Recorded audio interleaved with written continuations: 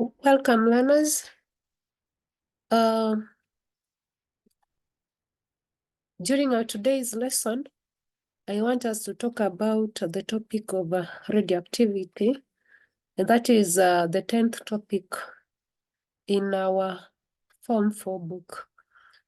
Radioactivity is the topic that you are given to go and read on during our holiday, and you are also given an assignment on the same.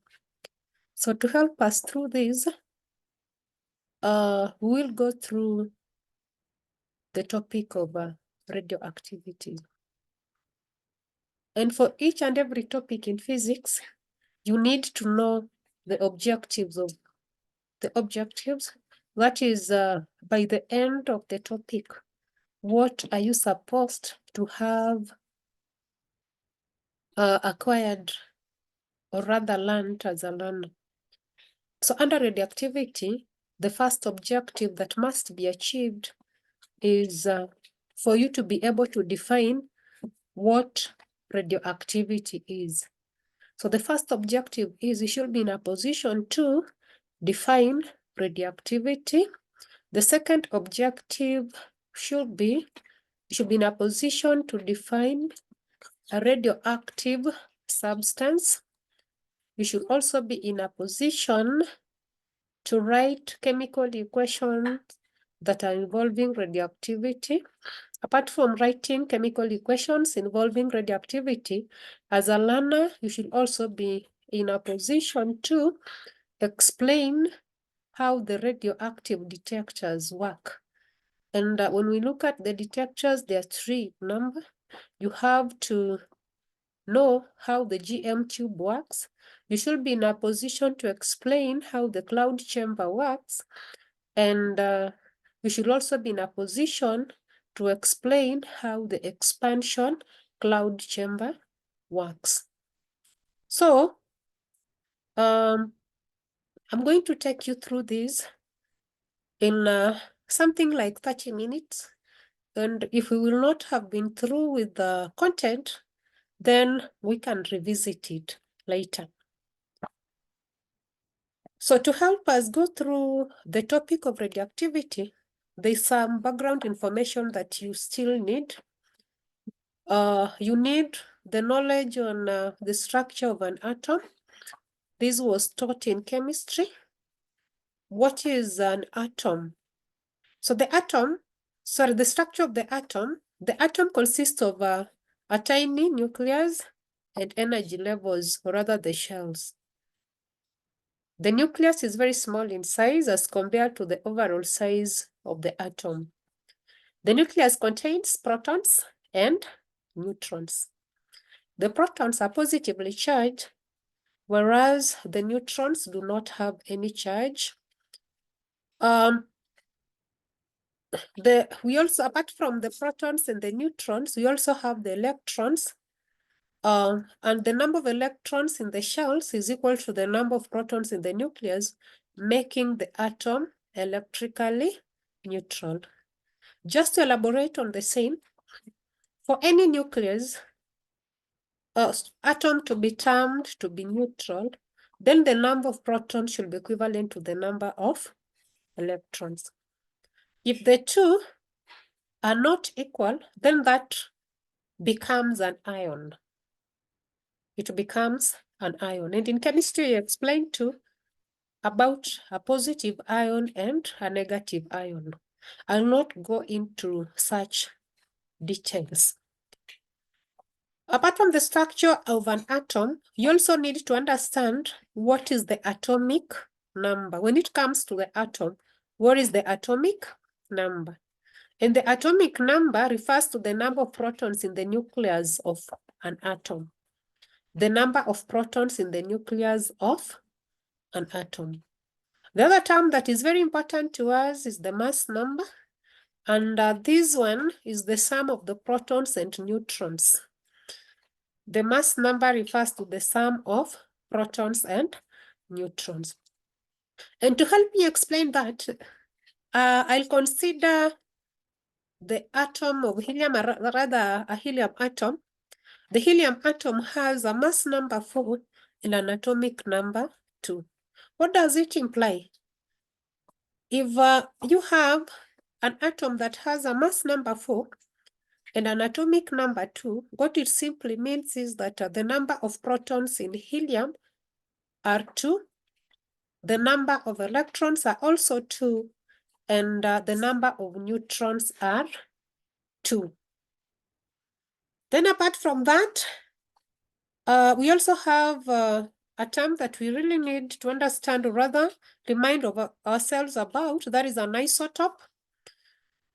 Isotopes are atoms of the same element that have the same atomic number, but different number of neutrons.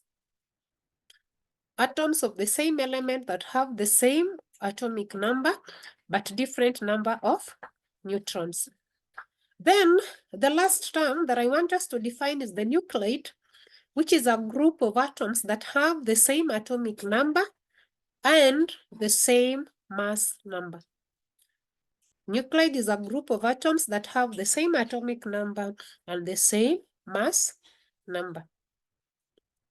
So depending on the structure of any given atom, an atom can be said to be stable, or a nuclide can be said to be stable or unstable. What is a stable nuclide? Stable nuclides have a proton to neutron ratio of about 1:1. That is, the number of protons is equal or nearly equal to the number of neutrons. And an example of a stable nuclide, these are the nuclei of the first 20 elements of the periodic table. You look at them, I'll pick an example like helium. Helium has a mass number of 4, an atomic number of 2, which implies that its protons are 2 and the neutrons are also 2. The other example is it sodium? You know, I'm a teacher of physics, but when you look at most of the elements within the periodic table, these elements have the proton number being equal to the neutron number. That is the first 20 elements of the periodic table. However, as atoms get heavier, there is a marked deviation from this ratio, with the number of neutrons far superseding that of protons. In such circumstances, the nucleus is likely to be unstable. When this happens, the nucleus is likely to disintegrate in an attempt to achieve stability. So on your screen, you can see a graph of the neutron number against the proton number. Neutron number against the proton number. So there is a line that is drawn in red representing those nuclei that are stable. That is, the number of neutrons are equal to the number of protons. Any deviation from the same, then that shows that that particular nuclide is not stable. And if it is not stable, it is likely to disintegrate. Hoping that we are together. In case of a question, then the question can be channeled to me. Then I'll do a clarification on the same. So basically, this is what you are saying, that just in case a nuclide is not stable, the nuclide can disintegrate, or the nuclide can undergo radioactive decay. So because you are meeting this word for the first time, then it is only good that we do an explanation of what radioactive decay is, or simply radioactivity. So what is radioactivity? Radioactivity is the spontaneous, random emission of particles and energy from the nucleus of an unstable nuclide. Spontaneous random emission of particles and energy from the nucleus of an unstable nuclide. Just to mention, radioactivity is not affected by temperature and other external factors. When the radioactive element emits radiation, it is said to undergo radioactive decay. I repeat that statement. When the radioactive element emits the radiation, it is said to undergo radioactive decay. During this decay, there are some radiations that are emitted, or rather particles. There is the alpha, beta, or gamma. So when a particle is undergoing radioactivity, it can emit either alpha, beta, or gamma rays. So for these particles, to be classified, whatever is emitted, for it to be classified as either alpha, beta, or gamma, this one depends on the properties of the decay. So I'll take you through the alpha decay. Alpha decay is represented by a helium particle, or rather it can be related to a helium particle, and it is represented by the sign that you can see on your screen. So that is the sign that denotes the alpha particle. That is the sign that denotes the alpha particle. So if the nuclide decays by the release of an alpha particle, the mass number decreases by 4 and the atomic number by 2. The mass number decreases by 4 and the atomic number by 2. And this can be expressed on an equation like this, whereby I have a parent nuclide. A parent nuclide, this is the nuclide that is undergoing radioactive decay. So if it had a mass number of A, this mass number will reduce by 4 so that it becomes the A minus 4. And then the atomic number, which was Z, will reduce by 2, that is Z minus 2. So the chemical equation of this will be, the chemical equation of the same will be as it is shown. Kindly look at that equation. And you've been given an example here. Uranium, for example, decays by emitting an alpha to become thorium. The decay is expressed as in that equation. So one of the things I want you to look at under uranium is its mass number and also its atomic number. The atomic number for uranium is 92. The mass number for uranium is 238. Quick mathematics. When we do 238 minus 92, what are you likely to get? That is 6. 8 minus 2 is 6. 13 minus 9 is 4. So that is 146. So 92 is the mass number, and therefore the number of protons within the uranium atom. Then 146 that you are getting, that is the number of neutrons. You look at 142 and 92, the ratio 142 to 92 is far beyond 1 to 1, and therefore uranium is unstable, and as such, it will undergo a decay.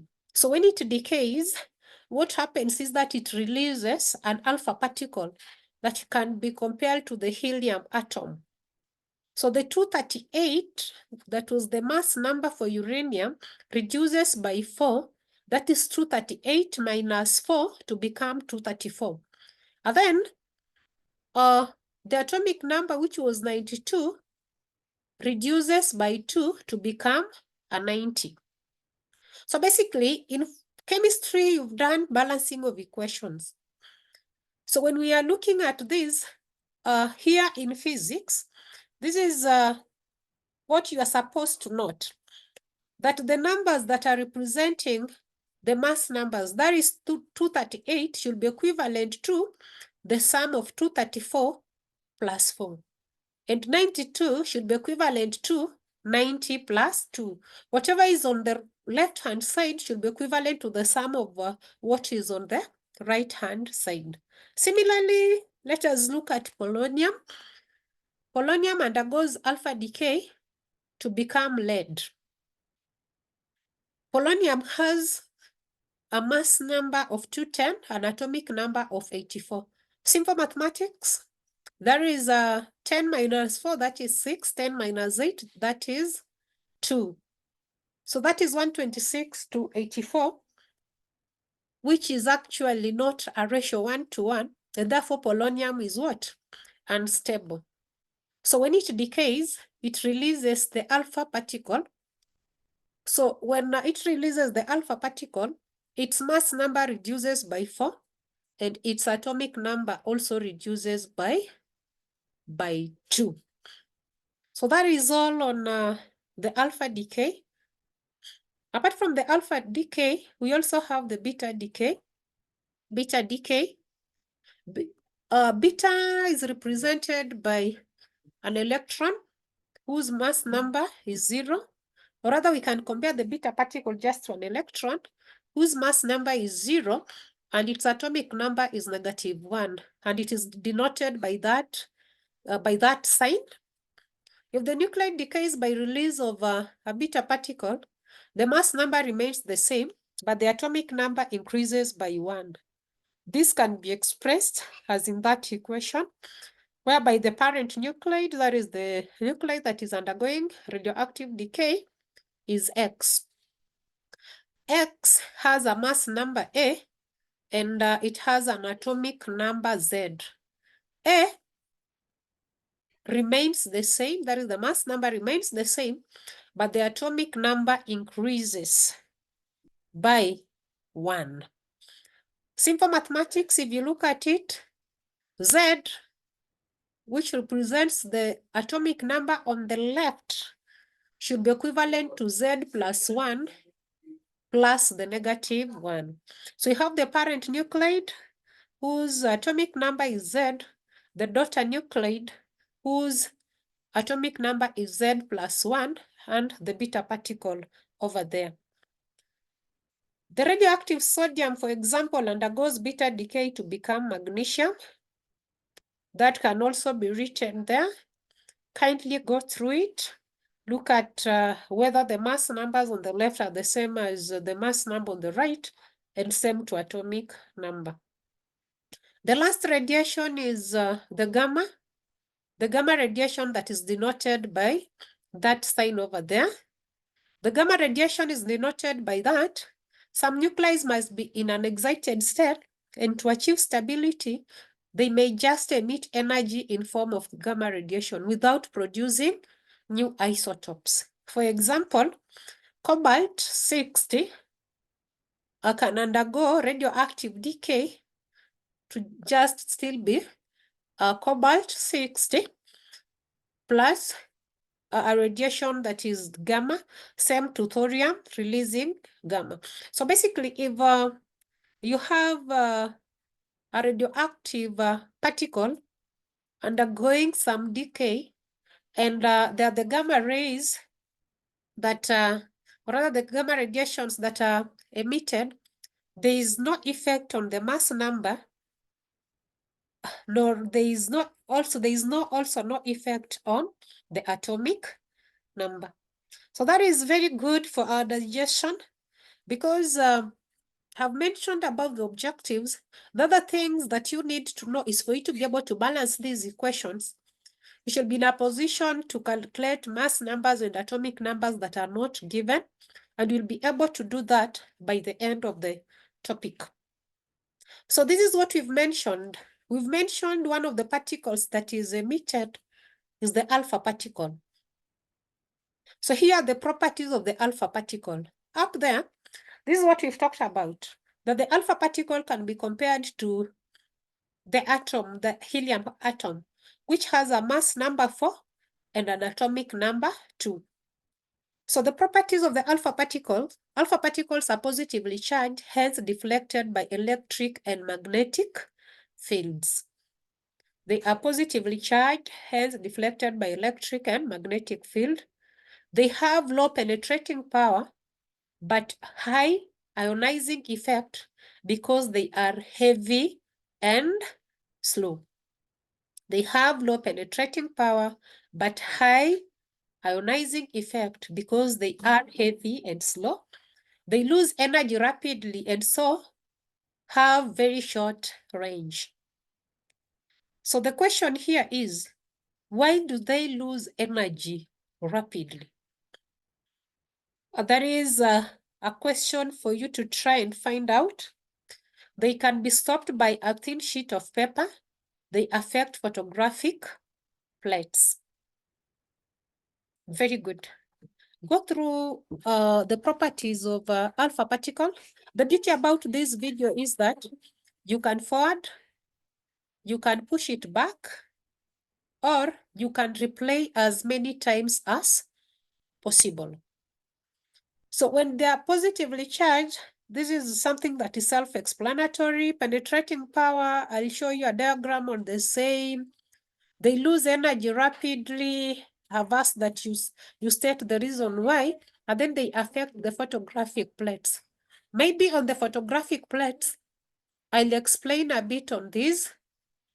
I'm sure some of us must have gone to hospitals for X-ray photos. Maybe you had a problem with your limb, you had a problem in your chest, and then the doctor requested for an X-ray image. And of course, I remember we handled that up on X-rays. So if you can relate this to the X-ray photos, this is what you should be knowing.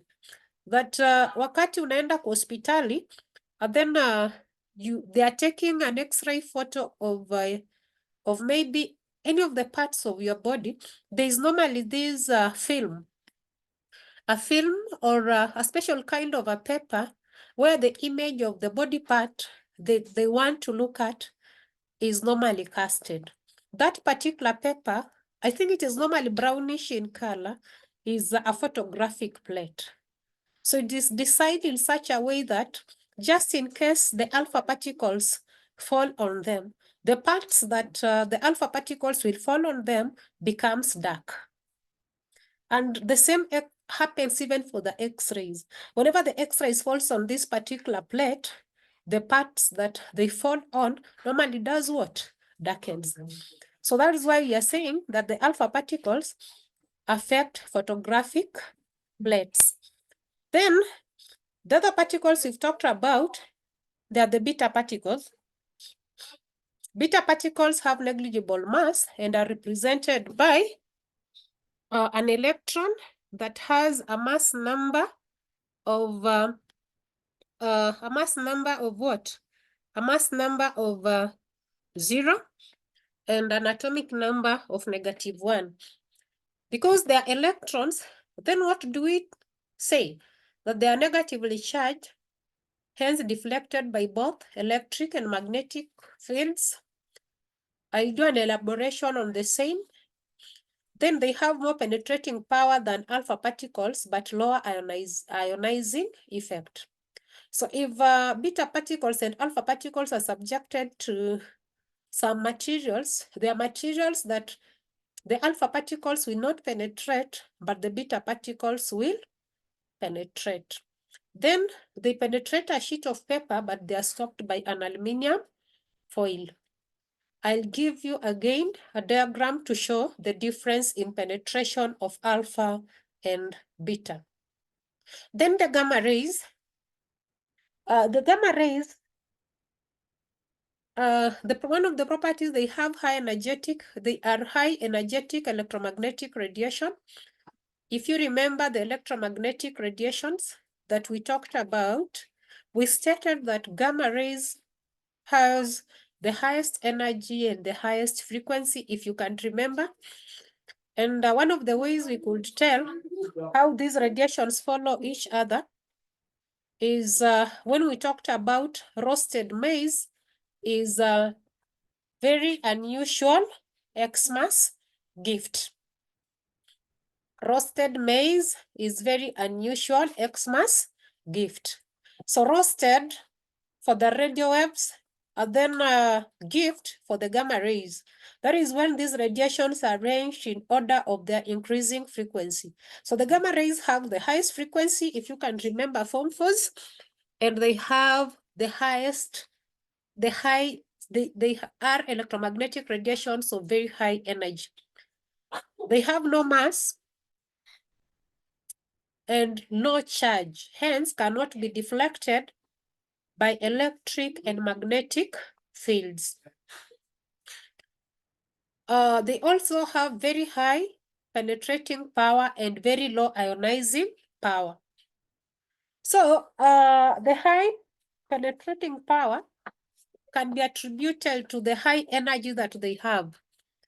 These radiations have the highest amount of energy compared to beta and alpha.